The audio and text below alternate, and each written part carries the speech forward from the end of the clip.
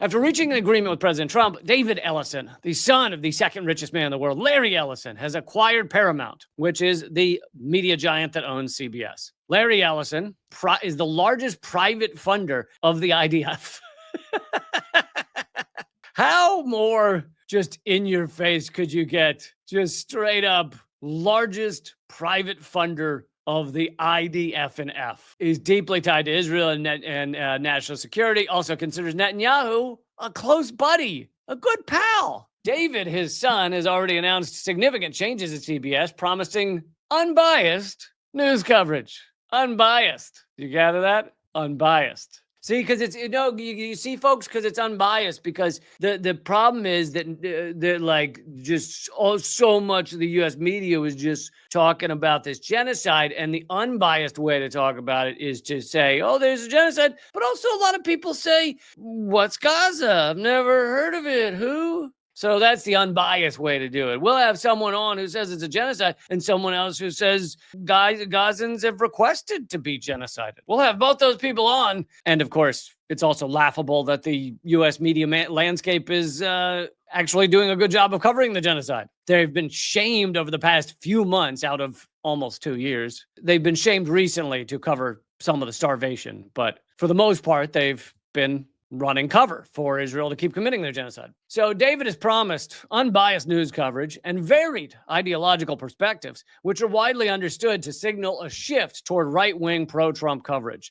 Whereas still, Bari Weiss, you remember her, a journalist with a long history of zealous pro-Israel advocacy, is being considered as the network's new ombudsman, shaping its political direction precisely because of her pro-Israel stance. Although Skydance, Ellison's media empire, is officially headed by David, it's well understood that Larry holds the purse and the power. With a net worth of a mere $300 billion. By the way, remember, all billionaires are sociopaths, folks. Fun fact, they all are, or they wouldn't be billionaires. Placing him second on the Forbes real-time billionaires ranking, Larry made his fortune by founding a tech giant, Oracle. Oracle started as a project for, I haven't heard of this group, but the Central Intelligence Agency. I'm not sure what they do. I think they do testing like SATs and stuff, right?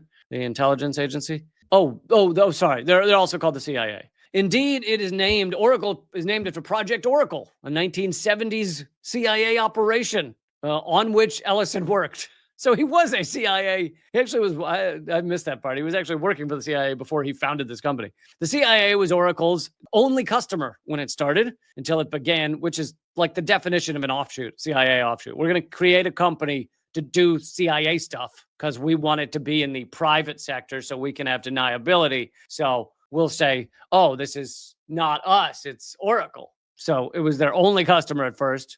Until it began to win contracts with other agencies in the U.S. national security state. Today, although Oracle's customer base is much wider, it maintains its role as the privatized face of the CIA. It's perhaps even more intimately tied to the state of Israel. An avowed Zionist, Ellison has worked tirelessly to advance Israel's political project. Among his closest personal friends is Netanyahu. They vacation together on a private island in Hawaii. I'm sure it's nothing like the Epstein Island. I'm sure it's totally different than the Epstein Island, this private island that Larry Ellison owns and brings Netanyahu to. Ellison was so impressed and confident in the Israeli prime minister that he offered him a seat on his company's board with a salary of almost $500,000 a year to just sit on the board, right? I'm sure he brought so much value to that board. While Oracle has signed multiple lucrative contracts with the Israeli national security state, Ellison himself has personally bankrolled the IDF, giving tens of millions of dollars to Friends of the IDF. That's the name of the organization. Friends of the IDF. Friends, it's like Friends of the Nazis. You remember that great organization, Friends of the Nazis? Oh, so it was wonderful. They were just friendly with the Nazis. An organization that purchases equipment for the Israeli military. This included a $16.6 million pledge, the largest single donation the group received, to build a new training facility for the soldiers defending what he called our home. He said, in my mind, there's no greater honor than supporting some of the bravest people in the world committing a genocide in our name. Sorry, I added that. Bravest people in the world. And I thank friends of the IDF for allowing us to celebrate and support these soldiers year after year. We should do all we can to show these heroic, genocidal maniacs, blood-soaked lunatics. Sorry, I added that. Soldiers, to show these soldiers that they are not alone. Safra Katz, as if it couldn't get any worse, Safra Katz is Oracle's Israeli-American CEO.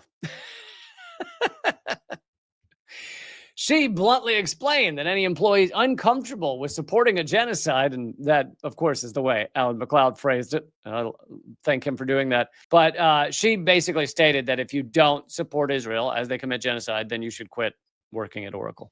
She said, "We are not flexible regarding our mission, and our commitment to Israel is second to none. This is a free world, and I love my employees. And if they don't agree with our mission to commit genocide and murder children," so I added that part, mission to support the state of Israel, then maybe we aren't the right company for them. Larry and I are publicly committed to Israel and devote personal time to the country. And no one should be surprised by that.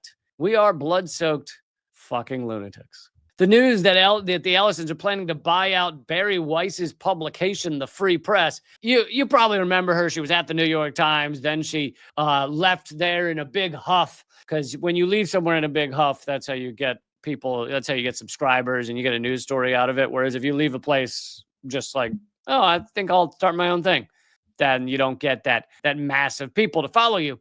So she left the New York Times in a big huff, saying they were, doing too much pro-Hamas coverage, and saying that it was too woke and leftist over there at the New York Times. Yeah, the New York Times that's never seen a war or genocide they don't love. They're too leftists. That's right. So she did that, and she started essentially a glorified blog called The Free Press. So the Ellisons are going to buy out a glorified blog for a recorded hundreds of millions of dollars.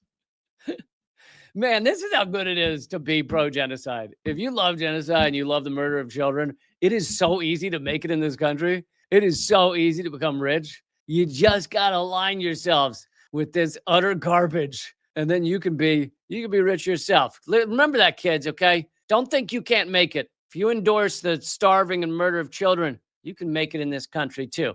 By make it, we mean get a lot of money so that you can destroy the world. They want to also give her control of the CBS newsroom. So do you think CBS is going to be doing a lot of legitimate reporting on Gaza coming up? Do you think?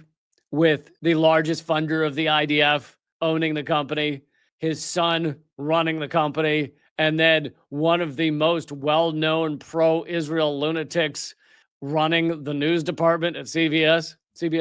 Weiss is a highly controversial figure in the media world, known primarily for her stridently pro-Israel views and for attempts to popularize reactionary, anti-woke thinkers and opinions in the American mainstream.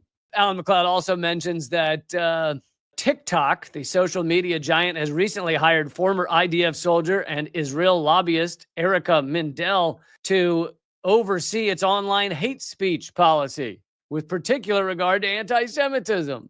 And guess what, folks? I was banned at TikTok for speaking out about Gaza. This is a year and a half ago. The genocide was only a couple of months old, and I'd only been using TikTok for like 2 months. And some of my videos talking about Gaza, calling it a genocide, were getting 100,000 views over on TikTok. And they banned me without warning, a reason, right to appeal, just can't log in. Anyway, back to the TikTokities. So the reason TikTok did that a year and a half ago was because even back then, they were trying to ingratiate themselves to Trump and Biden. Remember, the initial efforts to ban TikTok were under Biden.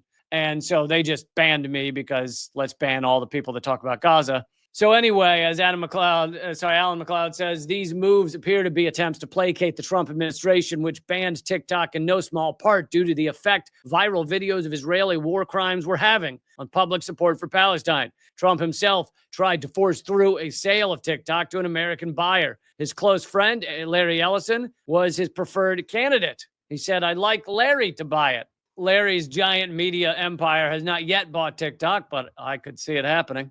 In October 2023, Weiss singled out a joke from a Gazan writer an educator named Rafat Al-Arir. He made in a response to the debunked claim that Palestinian militants had burned Israeli baby alive on the October 7th attacks. It didn't happen, by the way, folks. In fact, only two infants died on October 7th. In like the official list of those who were killed on October 7th, that's it. None burned alive, none hung up on ropes, none thrown in ovens, all garbage. So anyway, this Palestinian made a joke about it.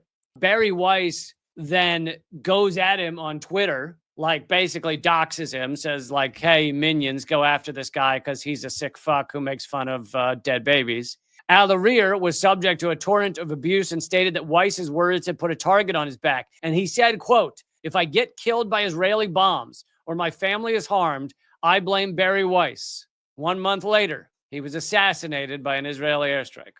Barry Weiss directly responsible for Israel assassinating an educator and poet. And I mean, I think if her resume just said that, then I'm like, yeah, that's enough to run CBS. Like, if you personally murder a Palestinian, then I'd say that's the whole, like, you don't even need to put anything else. Like, you got enough on there to run CBS. Pretty awesome. Pretty awesome she did that.